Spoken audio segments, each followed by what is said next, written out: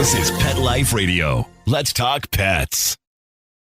Welcome back to Covered in Pet Hair. I'm your host, Isabel Alvarez-Arata, and today I have the pleasure of having a drink and a chat with a pet parent, a cat trainer, a former dog trainer. She's an entrepreneur, a road tripper, and a foodie. She loves her coffee and loves her tea. She was born in Toronto, currently lives in Vancouver. She's wife to Brian, who's also her tech guy. She is Dogma to Delilah and Catma to Jones. She's a huge fan of clicker training and a harness she created herself to take cats on walks. She is the founder of Cat School, and her name is Julie Posluns. Welcome, Julie. Did I pronounce that properly? You did. I did! Oh my goodness, that's great news. Welcome, Julie. It's so nice to have you on the show. Thank you for having me. It's great to be here. Oh, I'm so excited to talk to you. I love the concept of Cat School, and we're going to get into that. But first, I want to introduce our drinking game. Anybody participating in our drinking game today, anytime you hear this word, make sure you take a drink of whatever you're enjoying. And please make sure you're over 21 in the U.S. Never drink and drive, and always drink responsibly. So what are you having today, Julie? Nothing exciting, just a green tea. Well, you know what? It's that time of year where it's cold. I'm sure. How cold is it in Vancouver right now? Actually, today's a beautiful day. So, yeah. What does beautiful mean to you? Well, okay, yeah. Miami. I'm from Toronto. Okay, so Toronto, it's been really cold. So I've been kind of comparing because that's where I normally spend time. But it's like 7 degrees here. So 7 degrees. So, yeah, I know it's not that warm, but for 7 degrees Celsius. Is what? So you do 7 times 2 and add 30. I think that's kind of how it goes. 2, so it's 40 something. Yeah, in the 40s. Yeah. Okay. I think that's right. That's not too bad. And the sun's out, which is a rare thing here, apparently. So this time of year, yes, sure. Well, I'm from Miami. I live in El Paso, where it's always gorgeous, blue skies. Very rarely do we get gray, rain, or snow. But I'm actually under the weather, so I'm staying inside. I have no idea what the temperature is outside, but I think we've been hovering around 45 degrees. And today I'm actually having a London fog because I'm sick, but a London fog actually tastes like a treat. It's Earl Grey, some cream or milk. I think we have vegan half and half in here, and some vanilla and honey. So it's delicious. Cheers to you. Thank you for being on the show. And here's to warmer weather ahead. I definitely need that warm tea right now. So forgive my voice, guys, but it's not going to cramp my style at all because I'm ready to play this game with you. This first game, I always introduce the show with a game. It's called Cat School, after your creation, which is not a physical location cat school. It's an online cat school, but I want you to use your imagination. Okay, Julie? I want you to pretend that the concept that we've created for children, that we open that up to cats and we send cats to school. Are you ready to play Cat School? I am very ready. Okay, let's see. All right, so imagine these scenarios that children experience every single day, and we'll say preschool kindergartners here for the purpose of this show. And imagine what a cat would do if presented with the same scenario, okay? The first one is drop off, where the children are expected to walk to their classrooms on their own from the carpool lane. What would a cat do? The cat would probably not get out of the car. So the walk wouldn't even happen, or they would walk away from the school. They definitely wouldn't be walking to the school. So that's for sure. All right, perfect. I love that answer. They're not even getting out of the car. All right, next one. Morning circle. My kids go to a Montessori school, and in morning circle, they sing songs about the day, we're so happy you're here. They go over the day of the week or whatever, the month, all that. How would cats react to a morning circle once we force them in the building? I don't think there would be a circle. So there would be no circle. So I could vision everyone sort of all of the students separated and someone trying to get them in a circle and then giving up. So that's what I think would happen. Yes, it brings to mind that phrase of herding kittens. I feel like that's exactly what we would be seeing there. No one would be in a circle. I would not want to be the teacher at this school with the cats in there. I will say that for sure. All right, snack time. Each child brings their own snack to consume at a designated time. How would that go down with cats? Okay, so I don't think everyone would eat their own snack. That's for sure. They would be investigating who has the best snack, who's got the temptations. Yes. Yeah. Yes. And so doing whoever some comes training. with the best, training? I don't know. If there's training. Trading. Oh, trading. Stealing. Yeah. Stealing. More like it. Okay. How about playtime? I think this is probably the only part of the class schedule that they would embrace. Playtime. Outdoors. Would they even come back after that? I don't think they would come back. No. And playtime, I don't even know what that would look like, because I think they would all just separate and do their own thing. And, I don't know, if I don't envision wrestling like at a dog park kind of thing. Right. Or like playing like princess, like I think my son and his friends do at school. Like one of the girls is like in charge and she's like making them all play princess with her. I don't think that would happen. Definitely not. I think everyone would go off into their own activity or their own zone, their own activity, and that would be that. Okay, so here's the next meal there time. Might be some bullying. I would say that. There might be some bullying in the schoolyard. I do feel like that's definitely across all mammalian species. There might be a little bit of bullying at this age. There'll be bullying. Hopefully they'd outgrow it. All right, lunchtime. So the children bring their own meals from home. And imagine that one cat had like a turkey sandwich and the other one had a tuna sandwich. Would they each eat their own sandwich, or how would that go down? No, they would not be eating their own sandwich for sure. Like they would definitely be marching over to someone else's sandwich and seeing what they have. I think that would happen. Yeah. What do you think would be the most popular lunch item?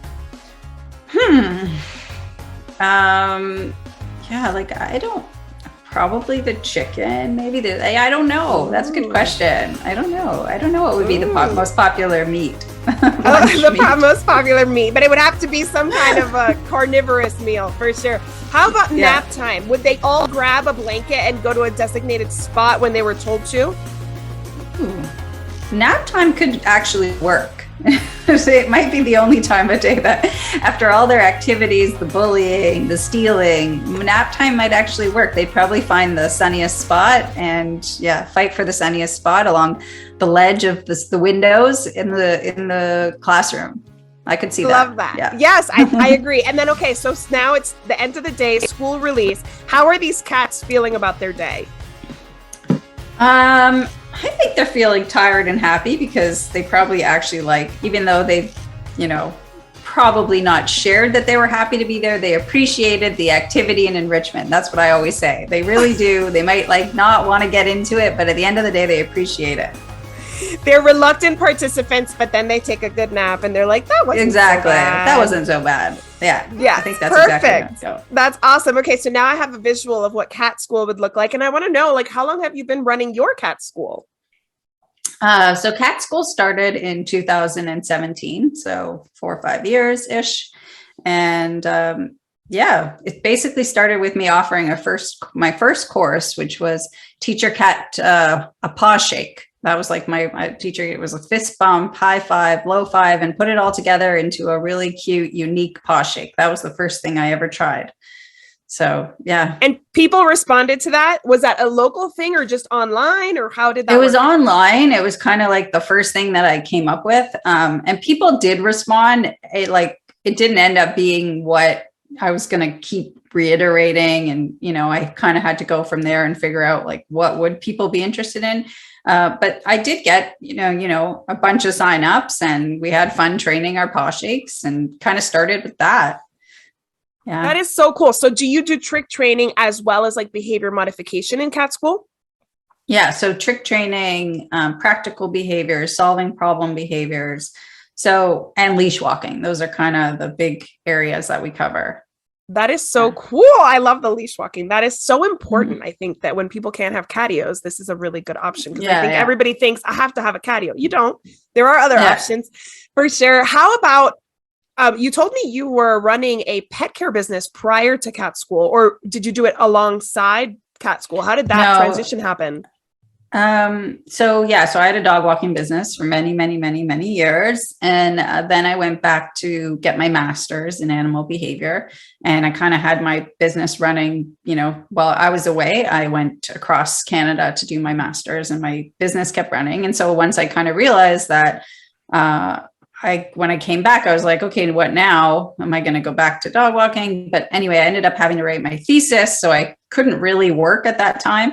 And so again, it was kind of like, I'm not dog walking anymore. What am I doing? And then when I finally finished my thesis, I kind of was like ready for something else. And I was looking around and there was really two things that I was interested in. And one was cat school. And I didn't think that I could really get it off the ground, but I guess I was just motivated to try and started to get a bit of momentum going.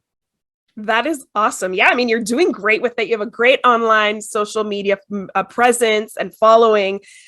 Good for you. I mean, did the dog walking business prepare you for this? Obviously. I Yeah, for sure. I mean, I've learned, I think dog walking, like, it's just the most amazing business. And I learned so much, and I learned so much about like working with people too, how to help them. I really believe in, like how dog walkers can get involved in training too, because I think the owners get to know you versus them hiring a stranger. So I always kind of got to know the owners and also help them with training. And I do look at that from my lens, like in that lens, and try to apply it to cats as well.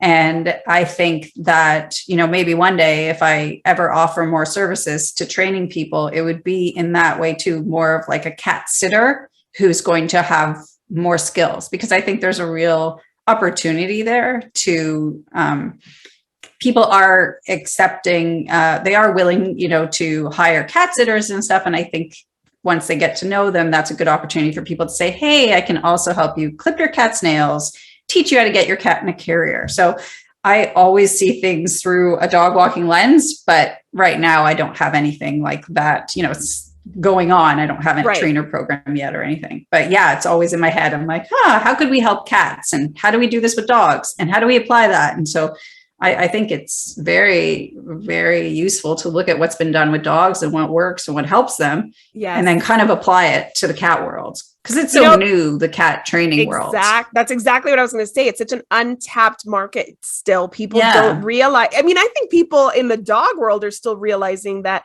dog training is attainable, that there are dog trainers in their areas, because a lot of people don't even think about a dog trainer until something terrible happens. And then maybe their veterinarian recommends somebody. And cats even more so. People are like, cat training? What does that even mean? So actually, that brings me to my next question. Who's easier to train, dogs or cats? Well, I think cats are pretty easy to train, but there's a lot of layers that you have to, I think it's just the way that we feed cats and the way that we think of them is different. But if you actually raised your cat like a dog, for example, I'll just give you, it's very common to leave your cat's food out all day, but you wouldn't do that with a dog. Well, obviously that affects their trainability. So how could you really say cats aren't as trainable when their food, the reward that you use for dog training, is sitting in front of them, right? So I actually think they're equally trainable for the most part. But the way that we raise them and the food and all those other kind of variables affect their trainability and make it harder for people to kind of get there. I agree with that completely. That makes perfect sense. I mean, if they're not hungry, they're not motivated. If they're food motivated, but they're not hungry, then they're not motivated. Yeah. So it's really hard to do training. And then, people are so used to giving dogs a variety of treats, but with cats, they didn't introduce them. They only fed them one thing their whole life. And then they're like, well, my cat doesn't like any treats. It's like, okay, well, so instead of actually doing training, I'm doing food stuff with people. Right. Which, you're doing like, what is it? Like taste tests? Like, it's more like, can we get you to put your cat's food away? Can we introduce your cat to new food? Is it, that your cat is scared of trying the new food, or is it a preference? Like I'm trying and, stuck in this zone, right? So like circling back, it's like what I was saying is like, I think they're equally trainable, but we've got all these issues we have to first kind of overcome. Yes, totally. I totally agree with that. And I actually am in the second game. I'm going to share with you a couple of things that a pet parent shared with me, where she said about her dog, the dog was too stubborn. And I wasn't going to, I'm not a dog trainer, so I wasn't going to dig into that, but I was like, so why was the dog not motivated? Why is the dog so stubborn? Mm-hmm. What could you do to make it so that the dog is a willing participant in this training? So we are going to talk more about that, but I need to take a break, listen to our sponsors, and we'll be right back to talk more about cat school, online training, and clicker training. Don't go anywhere. Welcome back to Covered in Pet Hair. I'm your host, Isabel Alvarez-Rada, and today I'm speaking to Julie from Cat School, who I was introduced to by the Two Crazy Cat Ladies, who are my favorite Two Crazy Cat Ladies. If you haven't followed Julie, Cat School, or the Two Crazy Cat Ladies, make sure you do. They're awesome. And if you have a cat, you need to be following both of these awesome accounts. So now I want to play a game with Julie about online training, because Julie's Cat School is fully online. And a lot of pet parents have a hard time wrapping their heads around how you do online training with your pets, because they're thinking they have to lug their pet down the street to the Petco, PetSmart, whatever facility is physically there. And that actually limits a lot of people to who they can actually train with. So Julie, are you ready to play online training, yay or nay? Yes, I am.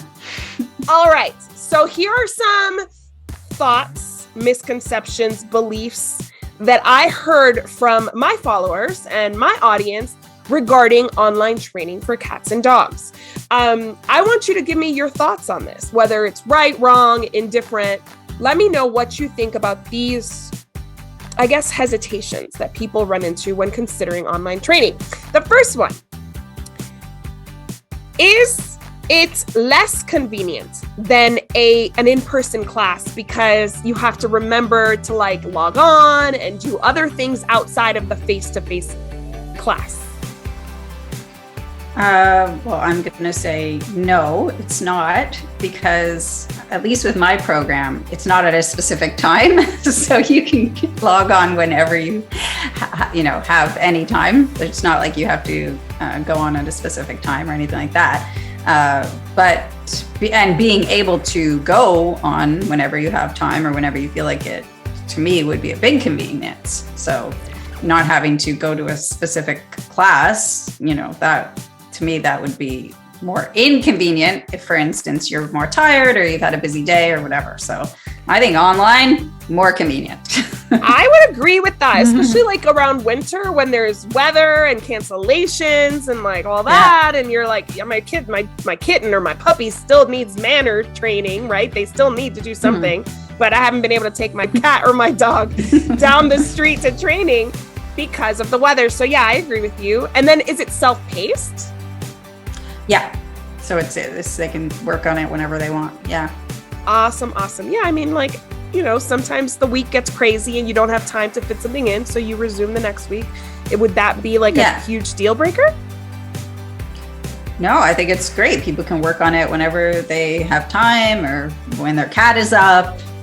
For me, it's a little different with, because their cat's sleeping. They're going to wake them up, take them to a class. So this is definitely better for cats for sure. I would agree with that. It's hard to find cat training, especially group cat training. I know it exists. It's called Kitty Kindergarten. Yeah, I know it exists, but I don't think it's everywhere. One and two, I don't know. I think it's a great thing, and I would hope that it grows too, because, I think it's a good thing, but I think both are great, whatever training we promote for animals is great. So if someone wants to get out of the house and bring their cat somewhere, by all means. But I think there's also going to be a lot of people who are happy to stay at home and, do it from home. And if you're taking them somewhere, maybe they need to learn how to put them on a harness first. Yeah, the harness, the carrier, the car. For cats, that's a lot, you know. Yes. I think kitten kindergarten is really good because it would encourage people to do that early on, which would make a huge difference in their cat's life. So a kitten kindergarten, like, I do think those should become more popular, but I think we have a long ways to go before, they're offered in every vet clinic. The goal would be the vet clinics, because it's like making the vet clinic a positive place to be, where they, have already had a good association with it, and they get exposed to the equipment and the scales and, whatever you need to do there. So it would be such a win, but I think we are still a ways away from people offering that service. Ooh, I love that idea of setting it in the veterinary clinic. That makes perfect sense. Is it more work for the pet parent than an in-person class, because they imagine they're the ones kind of leading the training if it's online?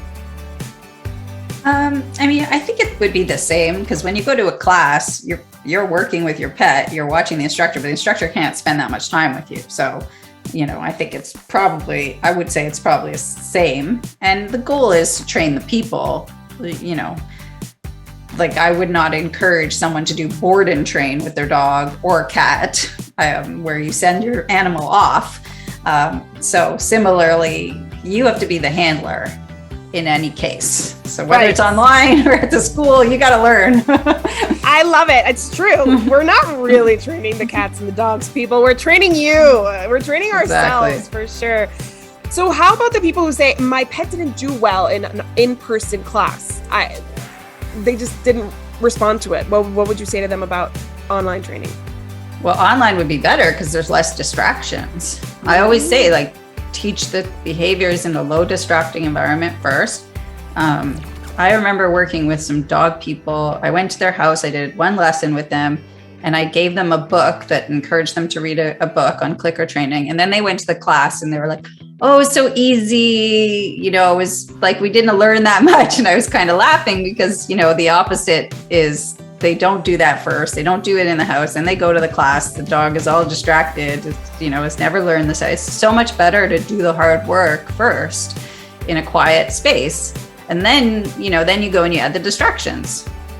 Exactly. Yes. They need to be able to master the skill. Master it at home. Learn, sit. Attention, absolutely. Figure out what treats, motivate them, do all that first. Yes. Then you can start to add distractions in.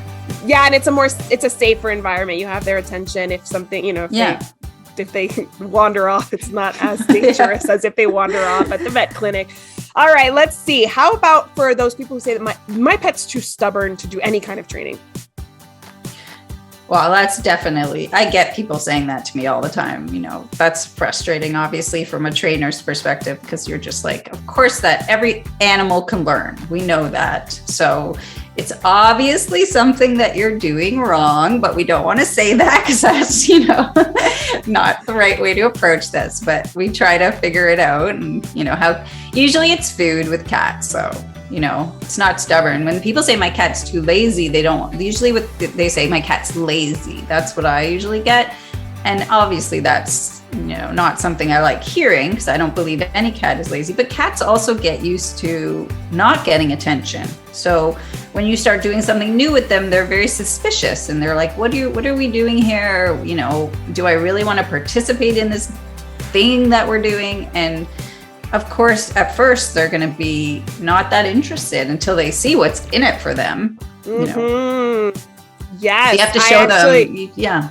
There's a saying that says that, like, basically any mammal will do anything, but there has to be a payoff. Like, what's in it for them, right? Like, what's if the you're paycheck? Thinking of training even your kid to do things just because you said so, it's going to be a long road. What's in it for them, right? Just because you tell them isn't a good enough reason. Exactly. And that has been a hard road for me as a parent. I will tell you that for sure. Yeah. Because my dogs I always used, treats and reinforcement.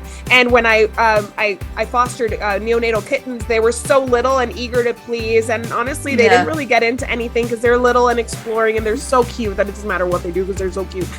But then here's my 4-year-old like pushing my buttons, and I'm like, just do it. And then I'm like, why is he different than all the other animals that I have taken care of? Yeah. He needs motivation. Yes. And sometimes I think us as pet parents, we can be really stubborn too. We're like, no, I'm not using treats because I want him to do it because I asked. It's like, yeah, exactly. That's like no human. That's, I always think, well, would you go to work if you didn't get a paycheck? I mean, no, of course not. We all work for a paycheck. Yeah. Exactly. But like, even similar, like one of the best analogies is playing a slot machine. Like you sit down to play a slot machine. If you don't win 3 times, you're like, this slot machine sucks. I'm moving on to another one, right? You're like, this machine's broken. Like you gotta win at first, especially, oh, this is a good machine. I'm gonna sit here. And then you get used to, you're like, you might win 4 times. And then you're like, okay, I won 4 times. I'll sit here because I trust this machine is a good one. I'm winning. Yes, so that makes perfect sense. Yeah. You gotta win. They gotta win really early on to show them it's a fun game. I agree with that completely. I think that for humans and companion animals alike, it is very true. How about personally, the pet parent just doesn't have the motivation. They're scared that they're going to take on this online training and then not follow through with it. What would you say to them? I mean, I think time is that's probably the biggest one that, we can't just say, oh, whatever, like we can figure this out. That's a hard one because people are so busy. I think that I always try to say, just spend with cats anyway, 2 to 3 minutes, and then they get excited, and then they spend, it's like anything that we do. You start working out, you're like, I'll do 10 minutes, and then you're like, okay, I'll still do this. Maybe I'll do 1 push-up, fine. Yes. You gotta just get going. So I don't tell people they have to do very long sessions. I always say like, just do 3 minutes, just feed like 5 treats. That's it. And then hopefully they see their cat learning and the motivation happens. Because I'm like that too. I mean, I recognize it with myself as well. Sometimes, it's 9:30 at night. My cat's hyper. I'm like, what am I doing with you? I don't want to train you now, Yes. We're all the same. We all are tired and overworked. Exactly. Too much on our plate, and it's hard. Exactly. So, and maybe they have a motivation where it comes to like, okay, so you don't have time for, a whole training program, but maybe they have some kind of behavior to modify, a situation that's arising in their home that they need to address. Then maybe they can just focus on that instead of like a huge training protocol. Yeah. Yeah, I don't think that anyone, well, I mean, it's like, I like to think of it like a puzzle, just go walk over to the puzzle and do a couple pieces. That's it. We don't have to sit down and do the whole puzzle today. Here's a piece that will help improve the behavior this way, and that another piece here, and just kind of go from there. The one thing I would say about pets, though, that can be quite good is once they enjoy the activity, they'll start to ask for it. And then you feel like you need to, kind of like walking a dog. If you walk them every day at 11, they'll start stirring at that time. So if we do encourage people to train at the same time, the cats will start showing up and saying, hey, it's training time. If your cat shows up, it's really hard to be like, no, I don't want to do this with you. We'll do, you just have to do 2 minutes, and that's kind of it. That's awesome. Yeah. I mean, our pets have a short attention span anyway. It's not like that much time every single time. They'll appreciate the 3 to 5 minutes that you spend with them. Like they really will. And a cat especially might not want to do much more than, 5 to 10 repetitions of whatever you're doing. So yeah. I love that. It's, especially with cats, I feel like you don't really even have to get off the couch. It's really quite portable, this training. What would you say to people who say that online training for their pets is too costly? I don't know how it compares to in-person training, but just in general, what would you say when somebody says it's just too much money? Well, I was always under the impression that virtual was cheaper. I always get more focused on comparing dog training prices to cat training prices. And I know you cannot charge the same for that. True. I think, virtual is definitely cheaper. So people would be paying less, but whether or not people have a budget for training or not, it's hard with cats because people aren't used to paying for training with cats. So I think with dogs, but this could be based on where people live, but I think like in Toronto, it is very acceptable to have to do 1 or 2 session, or not even sessions, but like sign up for 1 or 2 classes. Like dog classes in Toronto are so busy. Cat training is a different ballgame, because I think people are not, they didn't budget for it. They're not like, oh, I needed to put aside this for cat training. Right. They're used to buying toys. People know they have to pay for toys, but cat training, no. So I think it's a very, it's, people will find it expensive no matter what it is, because we're not conditioned to say your cat needs to go to school. Right. So, right. Well, you heard it here. Your cat needs to go to school. So if you're getting a cat, budget for classes, because just like a dog, your cat will benefit from either kitty kindergarten or online training or one-on-one training with a cat trainer in your area. Start budgeting for it, people, because it's necessary. Cats are not just like wooden sculptures on our walls that, you know what I mean? Like they need engagement, they need enrichment, they need all of those things. And in order to have a positive relationship with their person, they sometimes need behavior modification so everybody can live happily ever after. So what would you say to somebody who has no idea what online cat and dog training is? Like, how do you explain it to them? Yeah, that's tough, because I get it. It's like, you're like, how does this even work? Like for us, it's, it's easier than someone who's trying to say you have to join in right now and there's going to be other students on a Zoom, because that's not what we do. For me, it's just, log on, watch the video, do the training. If you're having problems, post a question. If you want me to review it, post a video. So that's kind of what it looks like on our end, which is nice, because it's very, you can do whatever you want to do. You can join the class and not ever have any interaction with your teacher or me, or you can have lots of interaction. You can post questions, I can watch your videos. So it really just, but the one stumbling block I find in our class is people really seem to think that video needs to be taken by someone else. Like they're always like, well, no one's home to take video, or I don't have anyone else to film me. And I'm like, I just lean my camera against a coffee mug. Like there's nothing fancy about it. Right. So I wish people would post more videos so I could review their stuff, but it seems like I might have to help encourage them to do that more. But that's what it looks like for us. It's not, join in the Zoom and stuff like that. So it's just, I don't even need to meet you if you don't want to, although I would love to meet people and introduce your cat and stuff. But if you don't, you can just watch the videos and try it on your own.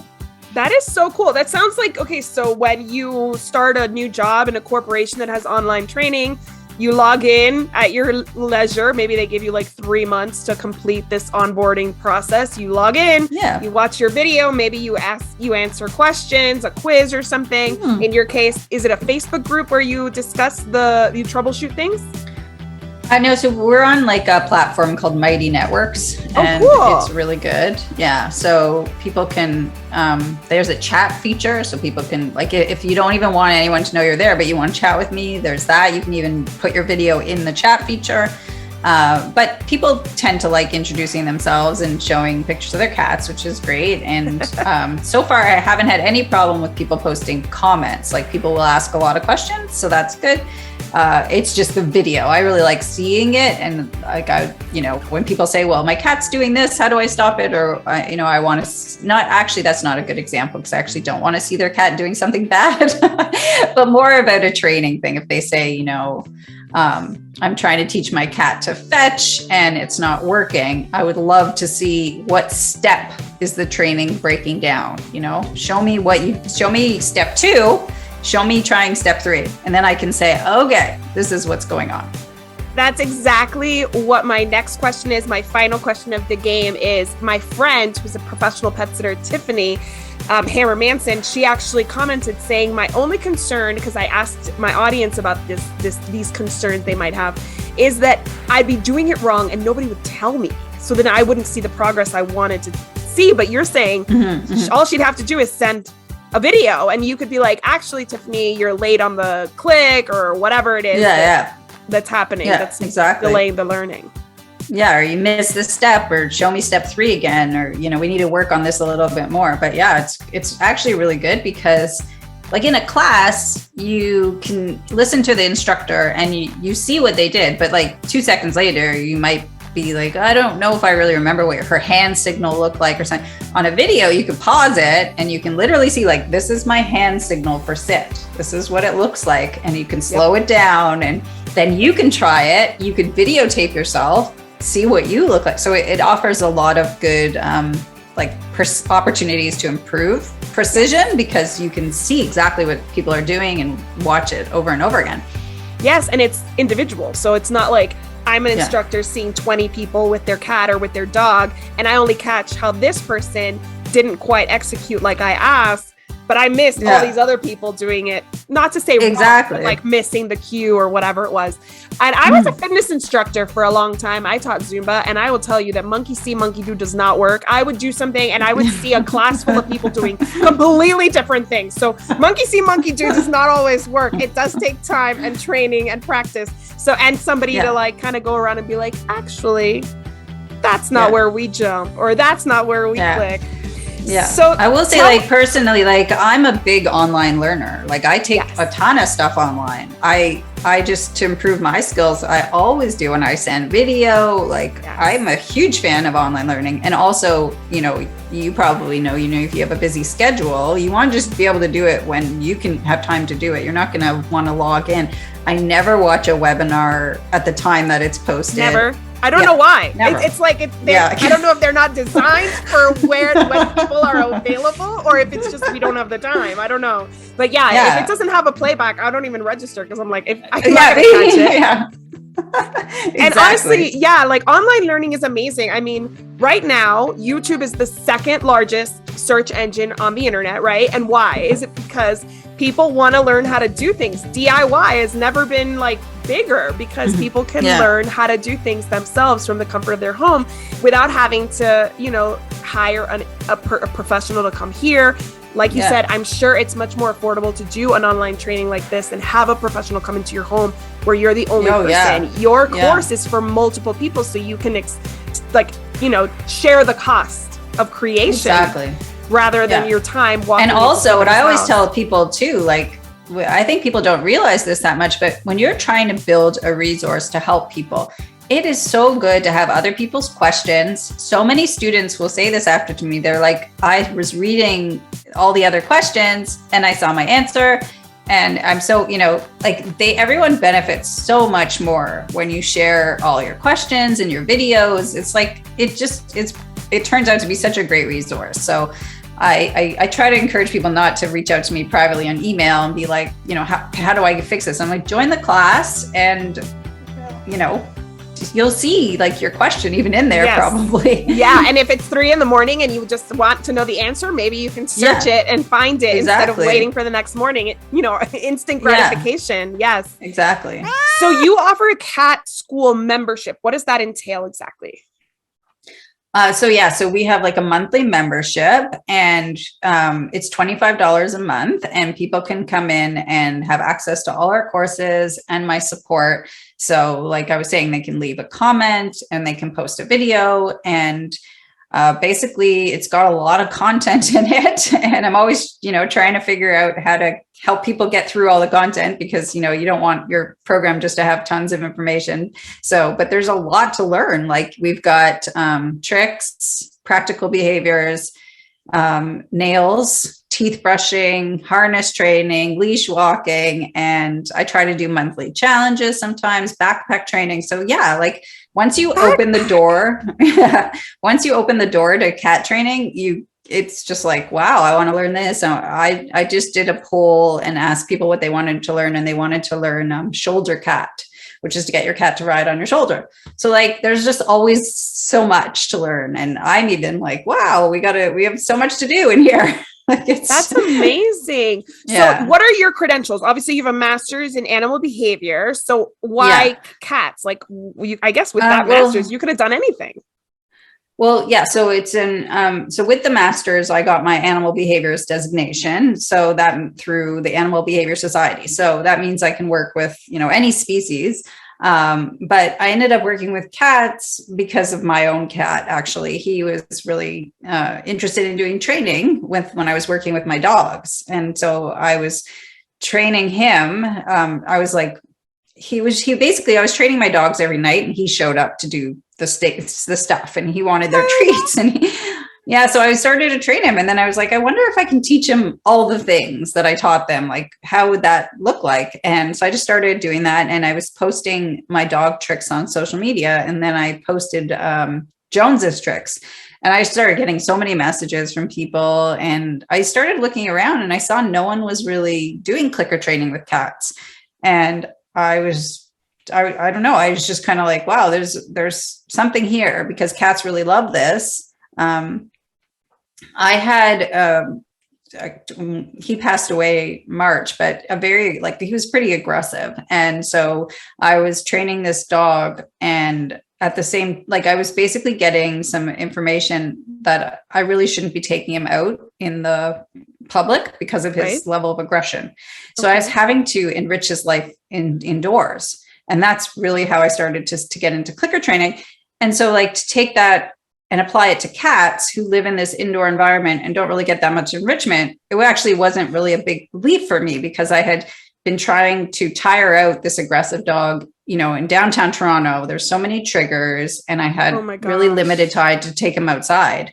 Right. And so I was like, okay, well, how do I tire this dog out? And then it was like, wow, if 15 minutes really is so much enrichment for this dog, how can I not, do the same thing with my cat, who is showing up for training, wants to do stuff. So it was just but then taking it into a business was obviously a whole other level, Right. So do you think that online pet training is the next wave? It's what's coming? I think the pandemic certainly pushed it along, but do you think it has legs long term?